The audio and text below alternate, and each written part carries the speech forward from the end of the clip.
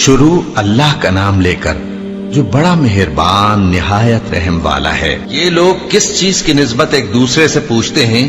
کیا اس بڑی خبر کی نسبت جس میں یہ اختلاف کر رہے ہیں؟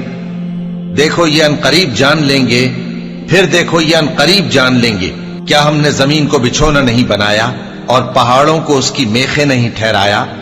اور ہم نے تم کو جوڑا جوڑا پیدا کیا اور نیند کو تمہارے لیے موجب آرام بنایا اور رات کو پردہ مقرر کیا اور دن کو معاش کا وقت قرار دیا، اور تمہارے اوپر 7 مضبوط آسمان بنائے اور آفتاب کا روشن چراغ بنایا، اور نچڑتے بادلوں سے موسلا دھار میں برسایا تاکہ ہم اس سے اناج اور نباتات پیدا کریں اور گھنے گھنے باغ۔ بے شک فیصلے کا دن مقرر ہے، جس دن سور پھونکا جائے گا تو تم لوگ فوج در فوج موجود ہوگے، اور آسمان کھولا جائے گا تو اس میں دروازے ہو جائیں گے، اور پہاڑ چلائے جائیں گے تو وہ ریت ہو کر رہ جائیں گے۔ بے شک دوزخ گھات میں ہے، یعنی سرکشوں کے لیے کہ ان کا وہی ٹھکانہ ہے، اس میں وہ صدیوں پڑے رہیں گے۔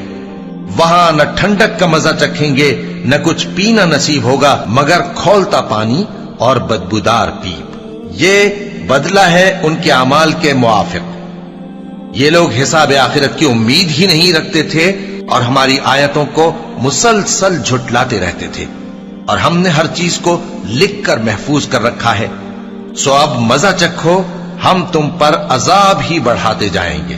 بے شک پرہیزگاروں کے لیے کامیابی کا گھر ہے، یعنی باغ اور انگور اور ہم عمر بھرپور جوان عورتیں اور شراب کے چھلکتے ہوئے جام۔ وہاں وہ نہ بیہودہ بات سنیں گے نہ جھٹلانے کی باتیں۔ اے نبی صلی اللہ علیہ وآلہ وسلم، یہ تمہارے پروردگار کی طرف سے صلہ ہوگا جو حساب کے مطابق انعام ہوگا۔ وہ پروردگار کہ جو کچھ آسمانوں اور زمین میں اور جو ان دونوں کے درمیان ہے سب کا مالک ہے، بڑا مہربان ہے، کسی کو اس سے بات کرنے کا یارہ نہ ہوگا۔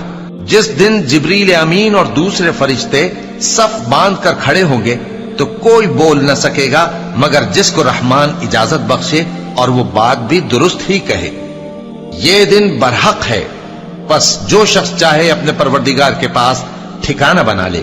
ہم نے تم کو عذاب سے جو قریب آنے والا ہے آگاہ کر دیا ہے، جس دن ہر شخص ان اعمال کو جو اس نے آگے بھیجے ہوں گے دیکھ لے گا، اور کافر کہے گا کہ اے کاش میں مٹی ہوتا۔